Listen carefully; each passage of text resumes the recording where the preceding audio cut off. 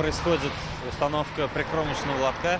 Это делается для того, чтобы обеспечить водоотвод с проезжей части. Работа здесь не прекращается с раннего утра и до позднего вечера. Это участок трассы Казань-Ульяновск, одна из самых загруженных автомагистралей.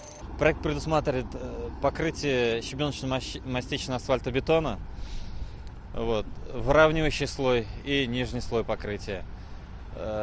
Асфальт изготавливается по новым технологиям. Одной укладкой асфальта дело не ограничится. 25-километровый участок обновят комплексно, приведут в порядок обочины, съезды и примыкания. На любой дороге главное внимание, конечно, безопасности. Вот и на этом участке специально для этого установят 28 километров барьерных ограждений и около 300 дорожных знаков, а также нанесут специальную разметку из термопластика. Строители уже уложили больше 17 километров дорожного полотна. Работы начались в мае и идут с опережением графика. Обновление обошлось в $1 миллиард.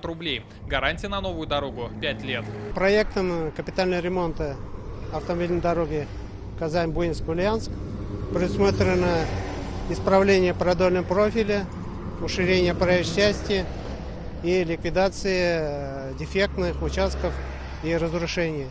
Сейчас здесь организовано движение только по одной полосе. На второй укладывают верхний слой асфальта. Капремонт нужно успеть завершить до зимы. Всего в этом году в республике приведут в порядок 190 километров федеральных дорог. Рамиль Галиуллин, Алмаз Зиединов, ТНВ, Апастовский район. Смотрите все новости дня, программы и фильмы в наилучшем качестве на YouTube-канале ТНВ. Подписывайтесь.